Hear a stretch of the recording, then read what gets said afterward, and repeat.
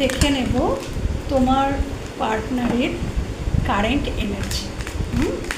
দেখে নেব তোমাদের পার্টনারের current energy. Thank you universe, thank you, আমাকে জানাও কারেন্ট এনার্জি। কারেন্ট